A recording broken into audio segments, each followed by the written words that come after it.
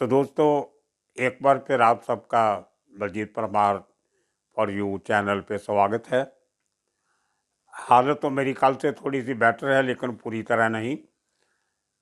बहुत लोगों के कल के एपिसोड के बाद मैसेजेस आए, व्हाट्सएप पे भी मैसेज आए, कुछ खास लोगों ने फ़ोन भी किए कि छोटा राजन के ऊपर कुछ ज़्यादा बताना चाहिए था।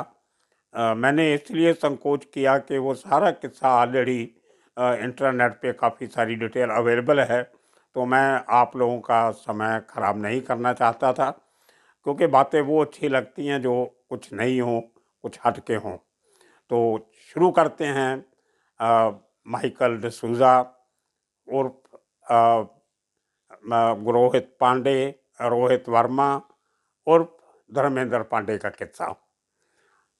धर्मेंद्र पांडे का परिवार जो है वो मुंबई में एक सांता क्रूज इलाका है, डोमेस्टिक एयरपोर्ट के पास। जो वेस्टर्न एक्सप्रेस हाईवे है जो मुंबई से नॉर्थ इंडिया की तरफ जाता है गुजरात से होके, उसके ऊपर एक छोटी सी कॉलोनी है। अंदर जाके कोई 100 गज दूर हाईवे से, उसका नाम है प्रभात कॉलोनी। तो प्रभात कॉलोनी में जो धर्मेंद्र के पिताजी थे, रोहित वर्मा के पिताजी, वो रेलवे में काम करते थे और प्रभात कॉलोनी में एक फ्लैट में अपने परिवार के साथ रहते थे। तो 12वीं क्लास जो है वो रोहित वर्मा ने उसी प्रभात कॉलोनी में पढ़ते हुए नज़दीक के एक स्कूल में बड़े अच्छे नंबरों में इसने 10+2 पास किया। मज़े की बात यह है कि इनके घर के बिल्कुल नज़दीक दीवार के बाहर एक बहुत पुरानी और बहुत बड़ी योगा इंस्टीट्यूट है। मतलब बाबा रामदेव के आने के भी दशकों पहले वो योगा इंस्टीट्यूट ने से लाखों लोग योगा सीख चुके थे। बहुत प्रेस्टिजियस और बड़ी नामचीन इंस्टीट्यूट है योगा की।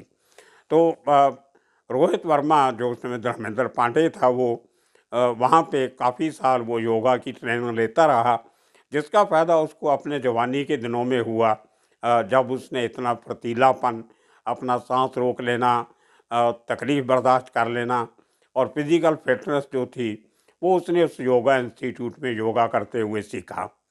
तो लेकिन कुछ कंपनी ऐसी हुई कि उस एरिया के कुछ लड़कों के साथ मिलके उसके साथ ही प्रभात कॉलोनी के साथ दूसरी तरफ दीवार के साथ एक बहुत बड़ा एक स्लम एरिया है, जहाँ पे काफ़ी शरारती अनसर लोग भी रहते थे। और उनसे जो रोड के अक्रॉस एक विले पार्ले का एरिया है, वहाँ भी कुछ छोटे मोटे गैंग हुआ करते थे, जिनमें जैसे मैंने पहले के एपिसोड में बताया था, कालियान थनी के लोग काफ़ी उसी एरिया से ऑपरेट करते थे। तो कहीं ना कहीं वो एक दौर था जिसमें यंगस्टर्स को अंडरवर्ल्ड की तरफ खिंचे जाने का एक शौक या एक मौका चाहिए होता था।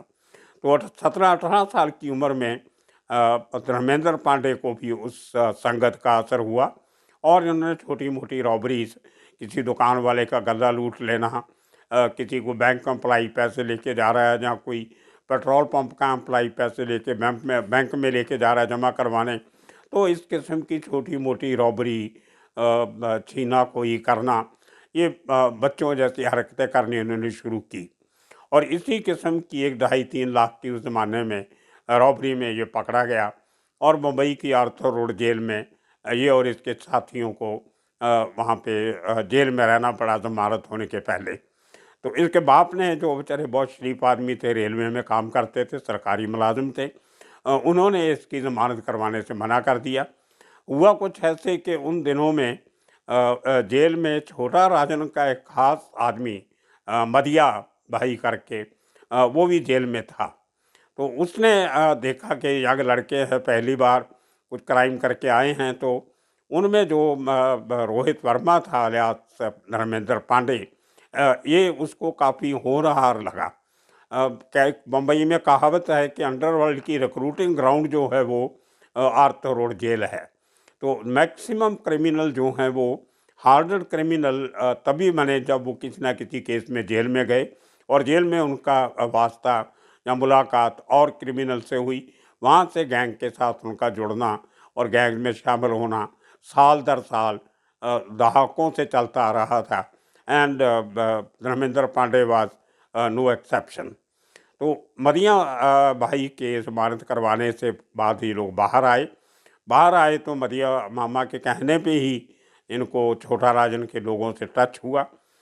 तब तक कैसे करते करते छोटा राजन दाऊ से अलग हो गया था 93 में, और उसको अपना गैंग उसका काफ़ी कमज़ोर था उस समय पे। उसको अपनी पैंठ दोबारा मुंबई के अंडरवर्ल्ड में बनाने के लिए यंग रिक्रूट्स की ज़रूरत थी, और वो ज़िम्मा उसने, क्योंकि रोहित वर्मा लिहाज धर्मेंद्र पांडे काफ़ी तेज़ तरार और फुर्तीला किस्म का आदमी था, तो इसको उसने ख़ास तौर पे चुना। इसको हथियार चलाने की ट्रेनिंग दी, नए लड़के रिक्रूट करने की ट्रेनिंग दी, और नए लड़के जो रिक्रूट किए इसने उसमें से बालू ढोकरे और ये लोग एक काफ़ी 7-8 लोग जो थे, जो बाद में बड़े बड़े लेवल के छोटा राजन के लिए काम करने वाले शार्प शूटर बने। वो सबको एक्चुअली रोहित वर्मा ने ही छोटा राजन के लिए रिक्रूट किया था, अपनी आर्मी में भर्ती किया था।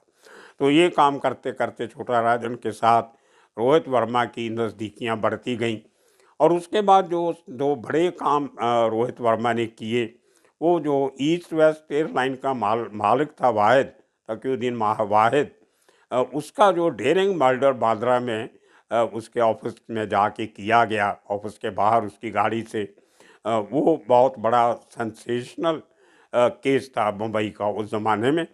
और इसी तरह और जो 4-5 केस रोहित वर्मा ने किए, वो बड़े और डेरिंग। इसकी खूबसूरती ये थी कि रिस्क नहीं लेता था, और ये गाड़ी को रोक के उसके शीशे को, विंडशील्ड को तोड़ के गोलियां चलाने में माहिर गिना जाता था। और मज़ेदार बात ये थी कि ये अपने साथ कभी भी कोई गेट अवे व्हीकल नहीं लेके जाता था। आमतौर पे जो किलर होते हैं वो अपनी हत्या को अंजाम देने के बाद वेटिंग कार में या टैक्सी में या मोटरसाइकिल में उसमें भाग के जाते हैं, और कहीं ना कहीं वो सबूत एक पुलिस के पास छोड़ जाते हैं, जिसको ट्रेस करते करते इन लोगों का पीछा करते करते पुलिस इनको पकड़ लेती है, जहाँ तक पहुँच जाती है। तो रोहित वर्मा का टेक्निक इन सब से डिफरेंट था। वो क्योंकि बम्बई का पैदा हुआ था, मिडिल क्लास फैमिली का था, तो बचपन से उसको लोकल बस में ट्रैवल करने की आदत थी, जिसको हम BEST बस बोलते हैं, बेस्ट बस। लाल रंग की लोकल बसें मुंबई की मशहूर हैं, फिल्मों में अक्सर देखी जाती हैं। तो इसका ये तरीका था कि क्राइम करने के बाद बड़ी आसानी से ये चुपके से निकल के नज़दीक के किसी बस स्टॉप से आते जाते बस में बैठ जाया करता था। और दूसरी इसकी खूबी ये थी कि ये हथियार कभी हाथ में नहीं रखता था।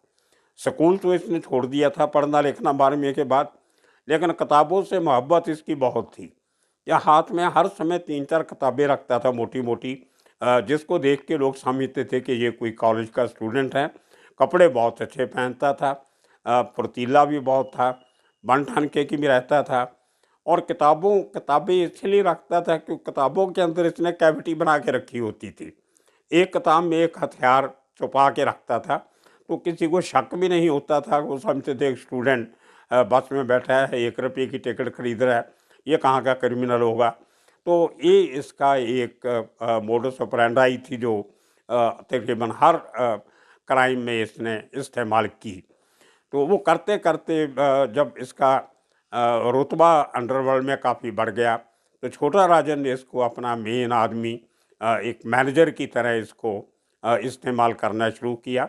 वफादार बहुत था ये उसका, छोटा राजन का उसी दौरान इसको दाऊद गैंग से ऑफर्स आई, और दूसरे गैंग से भी, वर्धा के गैंग से भी ऑफर आई कि आप जो बचा खुचा वर्धा गैंग था उसके लोग जो छोटे मोटे काम कर रहे थे चंबूर घाटकोपर एरिया में, कि आप हमारे साथ मिल जाओ। लेकिन ये छोड़ के नहीं गया। कहते तो यहाँ तक है कि एक बार छोटा शकील ने भी इसको डी कंपनी में शामिल होने की ऑफर की थी, लेकिन रोहित वर्मा ने मना कर दिया। खैर 94 में ये वहाँ से बम्बई में निकल के जब पुलिस का काफ़ी प्रेशर बढ़ा, तो ये नेपाल में चला गया बंटी पांडे के साथ। बंटी पांडे को भी इसने भर्ती किया था छोटा राजन के साथ। तो बंटी पांडे ये और फरीद तनाशा, ये तीनों एक क्राइम को अंजाम दे के नेपाल में शेल्टर लेके बैठे थे। 3 आदमी और भी थे इनके साथ, 6 लोगों का ग्रुप था। तो बंटी पांडे और रोहित वर्मा एक छोटा सा घर किराए पे लेके नेपाल में रह रहे थे और बाकी के चारों लोगों को चार अलग अलग ठिकानों पे रखा हुआ था। तो जहाँ पे इन्होंने ठिकाना था उसके नज़दीक एक टेलीफोन का बूथ था उस ज़माने में। टेलीफोन जो था वो एसटीडी कॉल्स के छोटे छोटे बूथ हिंदुस्तान में बहुत थे, नेपाल में भी बहुत थे। तो एक पार्टिकुलर बूथ से ये लोग फ़ोन किया करते थे अपने रिश्तेदारों को, जो अपने दोस्तों को या पार्टीज़ को एक्सटॉर्शन के लिए, या छोटा राजन से बात करनी है।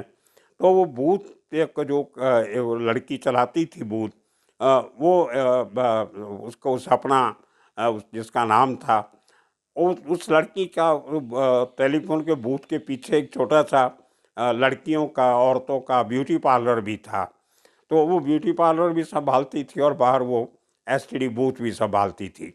तो उस लड़की के साथ रोहित वर्मा की आंखें चार हुई और करते करते उन दोनों की शादी हो गई। तो वो शादी करने के बाद इसको थोड़ी वहाँ पे लोकल लोगों में प्रोटेक्शन भी मिली। अब ये उस मोहल्ले का जवाई हो गया जिस हल्के में वो लड़की रहती थी। तो लोकल प्रोटेक्शन मिलने से इसको थोड़ा और हौसला मिला।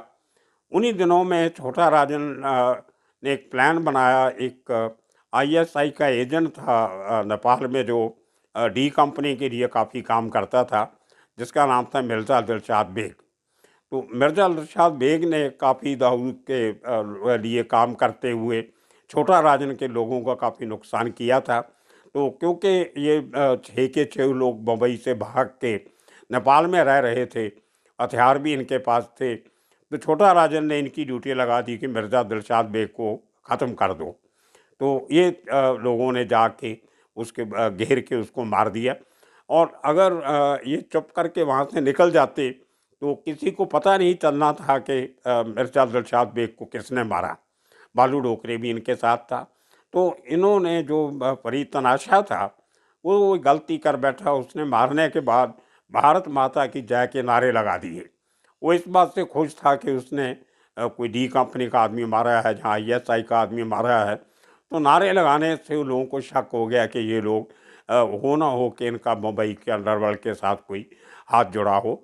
तो उस टाइम पे छोटा राजन ने अपना जो अड्डा था वो ऑस्ट्रेलिया में, कभी सिडनी या मेलबॉर्न में आते जाते उसने बना लिया था और काफ़ी इस्टेब्लिश हो गया, लेकिन अकेला रहता था। उसको साथ की ज़रूरत थी।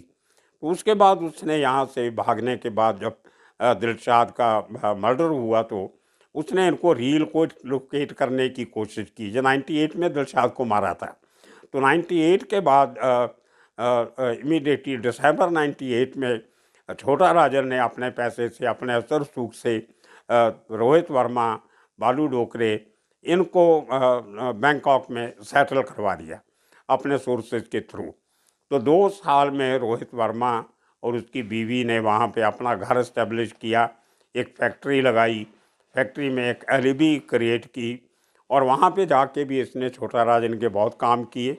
और उसमें कहा तो ये भी जाता है कि वहाँ पे कुछ लोग जो डी कंपनी के टच में थे, कोई ड्रग का धंधा करते थे या गैंग चलाते थे, उनको थाईलैंड की पुलिस को खबर दे के वो 2 आदमी 3 आदमियों का एनकाउंटर भी करवा दिया, जिससे छोटा शकील काफ़ी नाराज़ था।